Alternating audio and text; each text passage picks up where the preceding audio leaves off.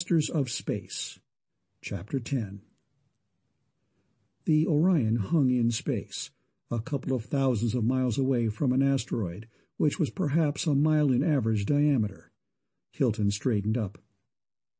"Put XXX black filters on your plates and watch that asteroid." The commanders did so. "Ready?" he asked. "Ready, sir." Hilton didn't move a muscle. Nothing actually moved. Nevertheless, there was a motionlessly writhing and crawling distortion of the ship and everything in it, accompanied by a sensation that simply cannot be described.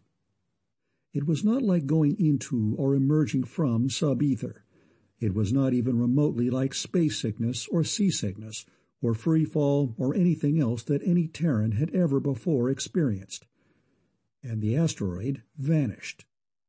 It disappeared into an outrageously incandescent, furiously pyrotechnic, raveningly expanding atomic fireball that in seconds seemed to fill half of space. After ages-long minutes of the most horrifyingly devastating fury any man there had ever seen, the frightful thing expired, and Hilton said, "That was just a kind of firecracker. Just a feeble imitation of the first-stage detonator for what we'll have to crack the Stret's ground-based screens. If the skipper and I had taken time to take the ship down to the shops and really work it over, we could have put on a show. This was enough so you ironheads are ready to listen with your ears open and your mouths shut." They were. So much so that not even Elliot opened his mouth to say yes. They merely nodded. Then again, for the last time he hoped, Hilton spoke his piece. The response was prompt and vigorous. Only Sam Bryant, one of Hilton's staunchest allies, showed any uncertainty at all. "I've been married only a year and a half, and the baby was due about a month ago. How sure are you that you can make old Gordon sit still for us skimming the cream off of Terra to bring out here?" "Doris Bryant, the cream of Terra," Elliot jibed. "How modest our Samuel has become." "Well, damn it, she is," Bryant insisted. "Okay, she is," Hilton agreed. "But either we get our people or Terra doesn't get its uranexite. That'll work. In the remote contingency that it doesn't, there are still tighter screws we can put on. But you missed the main snapper, Sam. Suppose Doris doesn't want to live for 5,000 years and is allergic to becoming a monster." "Huh, you don't have to worry about that." Sam brushed that argument aside with a wave of his hand. "Show me a girl who doesn't want to stay young and beautiful forever, and I'll square you the circle. Come on, what's holding us up?" The Orion hurtled through space back toward Ardrey, and Hilton, struck by a sudden thought, turned to the captain. "Skipper, why wouldn't it be a smart idea to clamp a blockade onto Fuel Bin? Cut the Stret's fuel supply." "I thought better of you than that, son." Sawtelle shook his head sadly. "That was the first thing I did." "Ouch. Maybe you're way ahead of me too, then, on the one that we should move to Fuel Bin, lock, stock, and barrel?" "Never thought of it, no. Maybe you're worth saving after all. After conversion, of course. Yes, there'd be 3 big advantages." "4. Sawtelle raised his eyebrows. 1, only one planet to defend. 2, it's self-defending against sneak landings. Nothing remotely human can land on it except in heavy lead armor, and even in that can stay healthy for only a few minutes. Except in the city, Omlu. That's the weak point and would be the point of attack.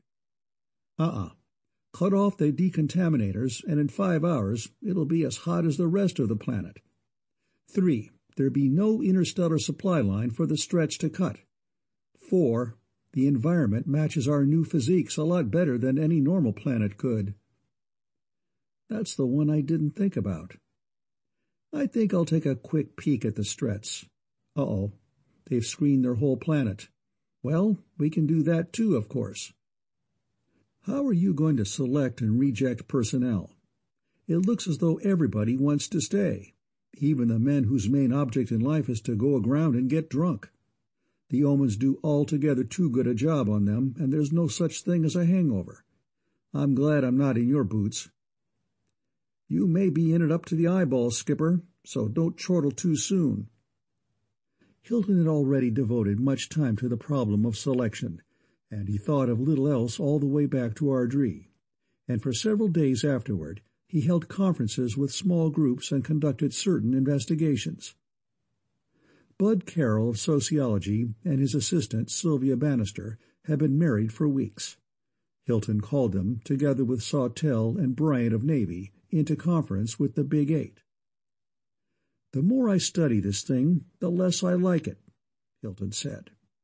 "With a civilization having no government, no police, no laws, no medium of exchange—" "No money?"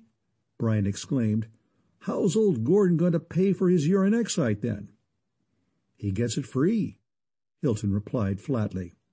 "When anyone can have anything he wants, merely by wanting it, what good is money? Now, remembering how long we're going to have to live, what we'll be up against, that the masters failed, and so on, it is clear that the prime basic we have to select for is stability. We 12 have, by psychodynamic measurement, the highest stability ratings available." "Are you sure I belong here?" Bryant asked. "Yes. Here are 3 lists." Hilton passed papers around. "The list labeled OK names those I'm sure of, the ones we're converting now and their wives and whatever on Terra. List NG names the ones I know we don't want. List X, over 30%, are in-betweeners. We have to make a decision on the X list. So what I want to know is, who's going to play God? I'm not. Sandy, are you?" "Good heavens, no," Sandra shuddered. "But I'm afraid I know who will have to. I'm sorry, Alex, but it'll have to be you 4, psychology and sociology." 6 heads nodded, and there was a flashing interchange of thought among the 4. Temple licked her lips and nodded, and Kincaid spoke. "Yes, I'm afraid it's our baby. By leaning very heavily on Temple, we can do it. Remember, Jarve, what you said about the irresistible force? We'll need it." "As I said once before, Mrs. Hilton, I'm very glad you're along," Hilton said. "But just how sure are you that even you can stand up under the load?" "Alone, I couldn't. But don't underestimate Mrs. Carroll and the Messieurs.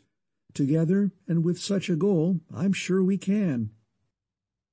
Thus, after 4/5 of his own group and 41 Navy men had been converted, Hilton called an evening meeting of all the converts. Larry, Tooley, and Javi were the only omens present. "You all knew, of course, that we were going to move to Fuel Bin sometime," Hilton began. "I can tell you now that we who are here are all there are going to be of us. We are all leaving for Fuel Bin immediately after this meeting. Everything of any importance, including all of your personal effects, has already been moved. All omens except those 3, and all omen ships except the Orion, have already gone." He paused to let the news sink in. Thoughts flew everywhere.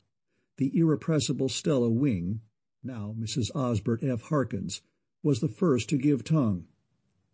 "What a wonderful job! Why, everybody's here that I really like at all." That sentiment was, of course, unanimous. It could not have been otherwise. Betty, the ex-Ames, called out, "How do you get their female omens away from Cecil Calthorpe and the rest of that chasing, booze-fighting bunch without them blowing the whole show?" "Some suasion was necessary," Hilton admitted with a grin. "Everyone who isn't here is time-locked into the Perseus. Release time, 8 hours tomorrow." "And they'll wake up tomorrow morning with no omens?" Bernadine tossed back her silvery mane and laughed. "Nor anything else except the Perseus? In a way, I'm sorry, but maybe I've got too much stinker blood in me, but I'm very glad none of them are here. But I'd like to ask, Jarvis, or rather, I suppose you have already set up a new advisory board?" "We have, yes." Hilton read off 12 names. Oh, nice. I don't know of any people I'd rather have on it. But what I want to gripe about is calling our new homeworld such a horrible name as Fuel Bin, as though it were a wood box or a coal scuttle or something. And just think of the complexes it would set up in those super children we're going to have so many of. What would you suggest? Hilton asked. Ardvor, of course, Hermione said before her sister could answer. We've had Arth and Ardu and Ardree, and you, or somebody, started calling us Ardens to distinguish us converts from the Terrans. So let's keep up the same line. There was general laughter at that, but the name was approved. About midnight the meeting ended, and the Orion set out for Ardvor. It reached it and slanted sharply downward. The whole Busai staff was in the lounge, watching the big Tri-D. "Hey, that isn't Omlu," Stella exclaimed. "It isn't a city at all, and it isn't even in the same place." "No, ma'am," Larry said. "Most of you wanted the ocean, but many wanted a river or the mountains. Therefore we raised Omlu and built your new city, Ardane, at a place where the ocean, 2 rivers, and a range of mountains meet. Strictly speaking, it is not a city, but a place of pleasant and rewardful living." The spaceship was coming in low and fast from the south. To the left, the west, there stretched the limitless expanse of ocean. To the right, mile after mile, were rough, rugged, jagged, partially timbered mountains, mass piled upon mass. Immediately below the speeding vessel was a wide, white sand beach, all of 10 miles long. Slowing rapidly now, the Orion flew along due north. "Look! Look! A natatorium!" Beverly shrieked. "I know I wanted a nice big place to swim in, besides my backyard pool and the ocean, but I didn't tell anybody to build that. I swear I didn't." "You didn't have to, pet." Pointer put his arm around her curvaceous waist and squeezed. "They knew. And I did a little thinking along that line myself. There's our house, on top of the cliff over the natatorium. You can almost dive into it off the patio." "Oh, wonderful!" Immediately north of the natatorium, a tremendous river, named at first sight the Whitewater, rushed through its gorge into the ocean, a river and gorge strangely reminiscent of the Colorado and its Grand Canyon.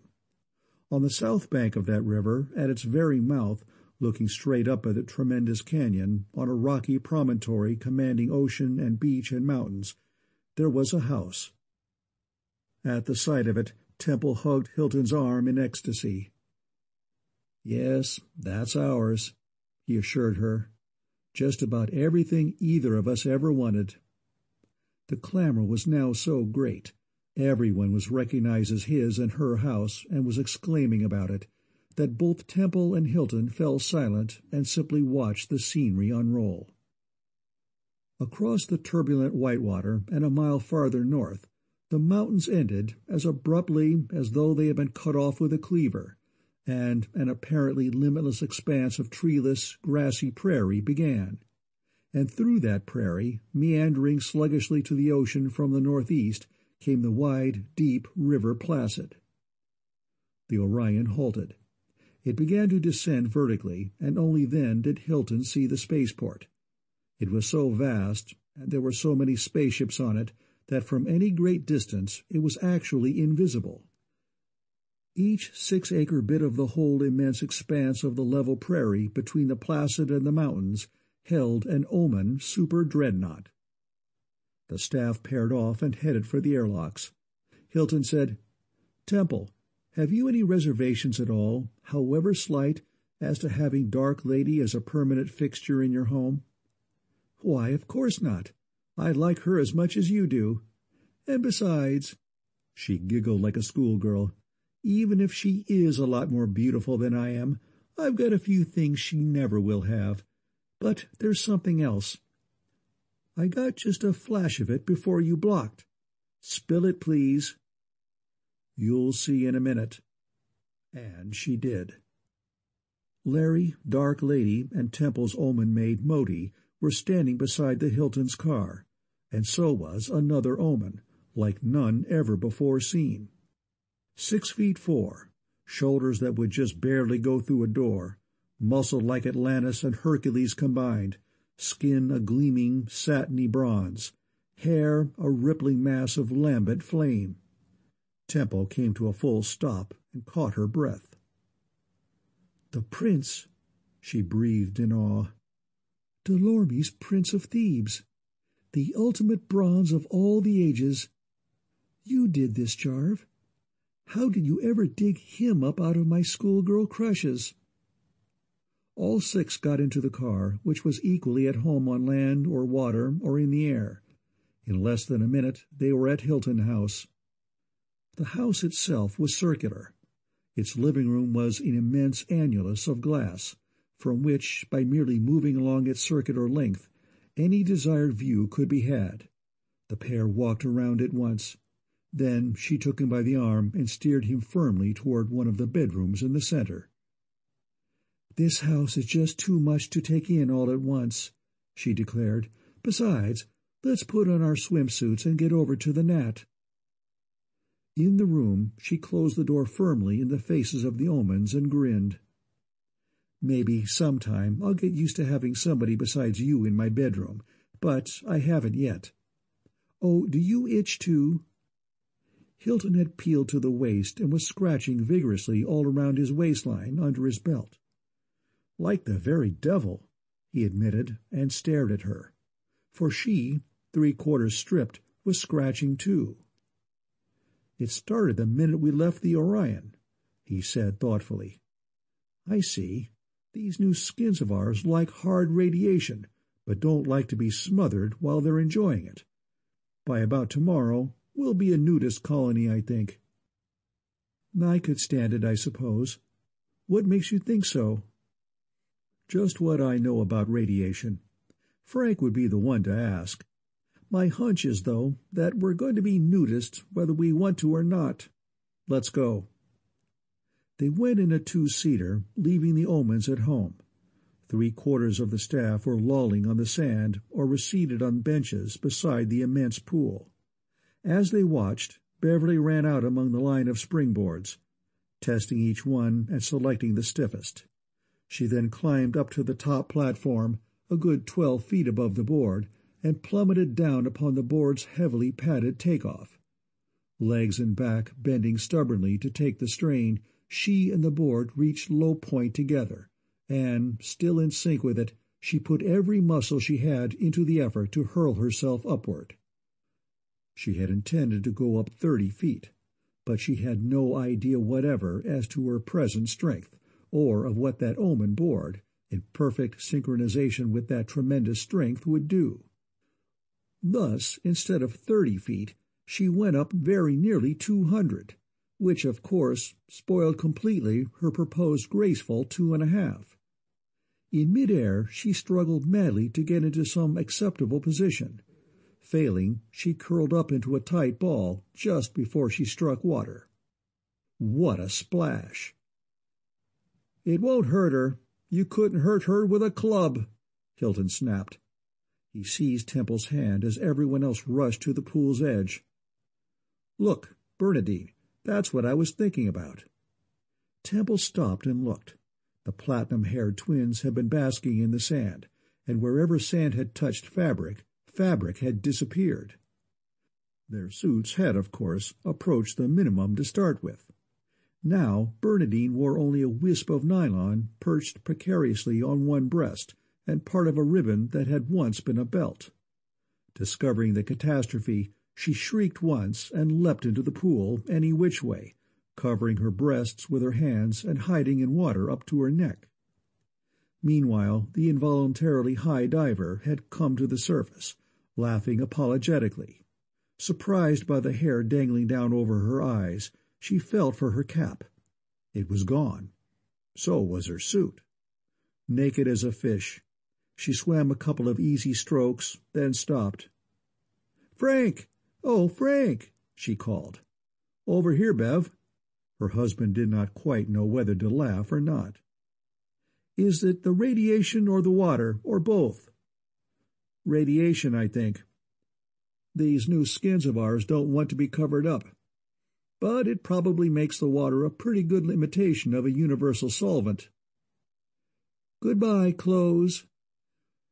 Beverly rolled over onto her back, fanned water carefully with her hands, and gazed approvingly at herself.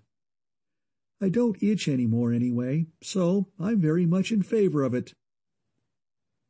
Thus the Ardens came to their new home-world and to a life that was to be more comfortable by far and happier by far than any of them had known on earth.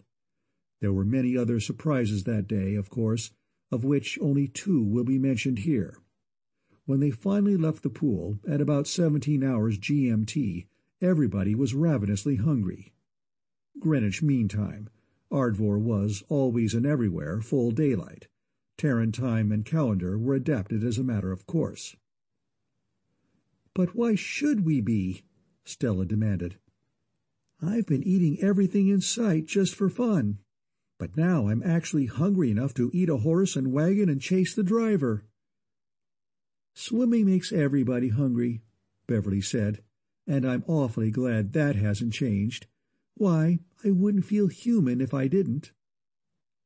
Hilton and Temple went home and had a long, drawn-out, and very wonderful supper.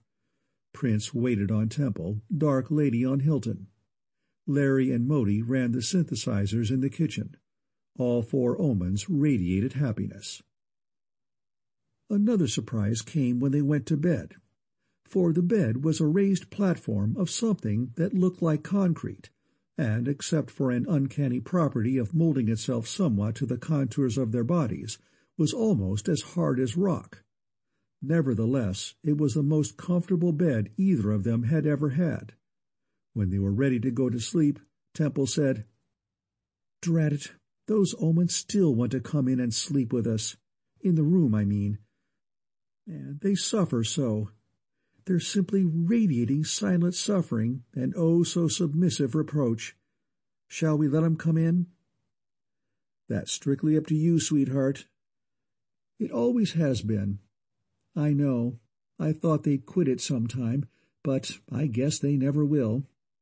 I still want an illusion of privacy at times, even though they know all about everything that goes on. But we might let 'em in now, just while we sleep, and throw 'em out again as soon as we wake up in the morning." "You're the boss." Without additional invitation, the four omens came in and arranged themselves neatly on the floor, on all four sides of the bed. Temple had barely time to cuddle up against Hilton, and he to put his arm closely around her, before they both dropped into profound and dreamless sleep. At 8 hours next morning, all the specialists met at the new Hall of Records.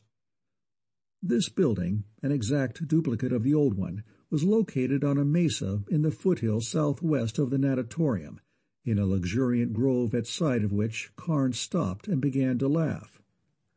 "I thought I'd seen everything," he remarked. "But yellow pine, spruce, tamarack, apples, oaks, palms, oranges, cedars, Joshua trees, and cactus, just to name a few, all growing on the same quarter section of land?" "Just everything anybody wants is all," Hilton said. "But are they really growing, or just straight synthetics? Lane, Kathy, this is your dish." "Not so fast, Jarve. Give us a chance, please," Catherine, now Mrs. Lane Saunders, pleaded. She shook her spectacular head. "We don't see how any stable indigenous life can have developed at all, unless—" "Unless what? Natural shielding?" Hilton asked, and Kathy eyed her husband. "Right," Saunders said. "The earliest life forms must have developed a shield before they could evolve and stabilize. Hence, whatever it is that is in our skins was not a triumph of master science. They took it from nature." "Oh? Oh." These were two of Sandra's most expressive monosyllables, followed by a third. "Oh, could be at that. But how could—" "No, cancel that." "You'd better cancel it, Sandy. Give us a couple of months, and maybe we can answer a few elementary questions." Now, inside the hall, all the teams, from astronomy to zoology, went efficiently to work. Everyone now knew what to look for, how to find it, and how to study it. "The first team doesn't need you now too much, does it, Jarve?" Sawtelle asked. "Not particularly. In fact, I was just going to get back onto my own job." "Not yet. I want to talk to you." And the two went into a long discussion of naval affairs. End of Chapter 10.